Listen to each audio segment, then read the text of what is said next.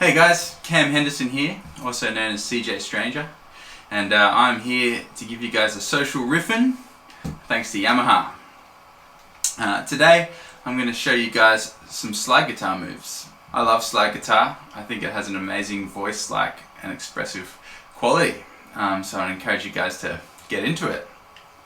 I use a glass slide on my pinky, but you can experiment with whatever works for you. Some people use third finger or even second finger, and different types of slides. You can experiment and find what works best. Today I'm in open D tuning. I like playing slide in standard tuning as well, but when you're starting out with slide, it's much easier to start off in open tuning because it's a bit more intuitive and you can do a little bit more. So today we're in D open tuning. So these are the notes: D, A, D, F sharp, A, D. So you get this D chord when you strum it open. Now, the cool thing about open tuning is that you've got 3 chords accessible really easily. You have chord 1, chord 4 on 5th fret, and chord 5 on 7th fret. And then you also have chord 1 up the octave on 12th fret. So when you're getting started with slide, a really good thing to practice is playing your open strings and then trying to get that 12th fret octave nice and in tune.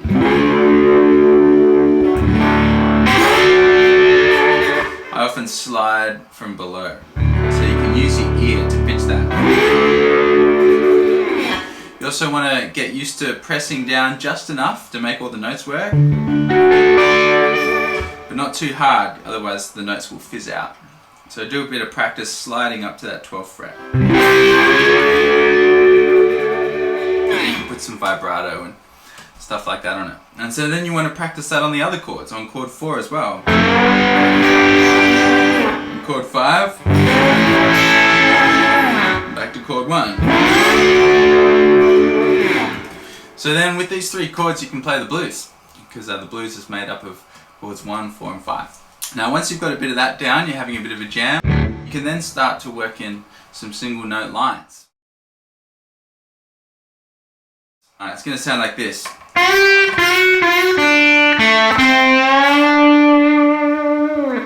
Okay, so we're going to start on the 1st string, and we're going to slide up to 5th fret from 3rd fret. Okay, and then we're going to slide to 4th fret. So we get this, and then we go back to open. So 5, 4, open. Then we're going to go onto the 2nd string, play that open, then 3rd fret, we're going to slide to 5th fret. Okay, so we get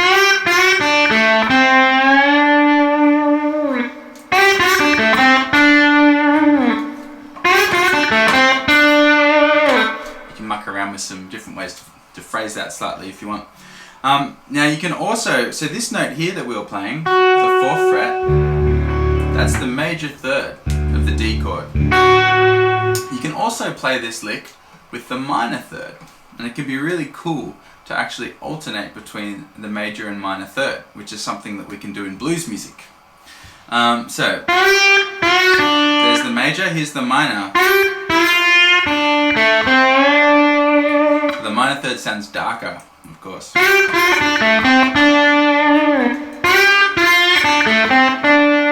here's the major.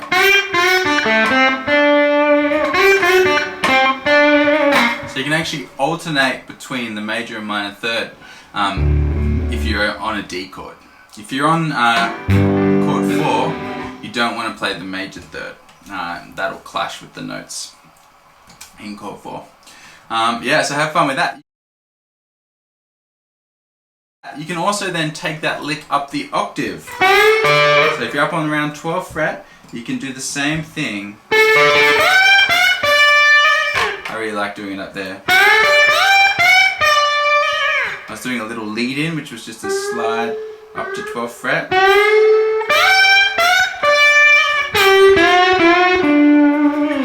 Now up here, you can also do the minor third.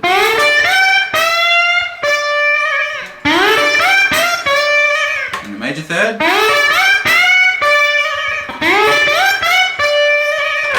You can have fun alternating between those two things. I did a little finishing line. It was a real Chicago kind of blues lick. I'll show you that. So you go on 12th fret. So you slide from 10 to 12. Then 12 to 10. Then 10 to 12. Now obviously you're moving across the strings. First string, second string, third string. And then finally you finish on the 4th string on 12th fret. Alright, so you need to, with your right hand, I often like to not use a pick when I'm playing slide guitar because it actually allows me to mute the strings that I don't want to ring easier.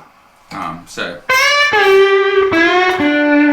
you can see how I'm kind of using my index finger to play, but then I'm using my other fingers to mute the string that I don't want.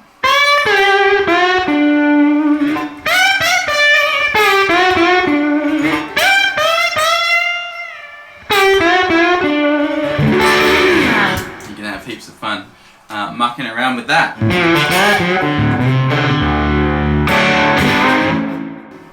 I hope you've enjoyed playing some slide guitar today. One of the things I always say is keep your slide in your pocket at all times. That way whenever you're playing guitar, you've got it there and you can practice. It's like anything, the more time you spend with it, the more accurate you'll get and the more control you'll get.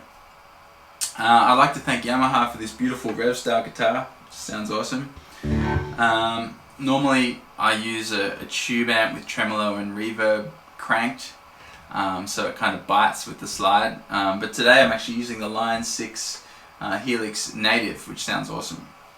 If you want to listen to my music, you can check it out, CJ Stranger. See you next time.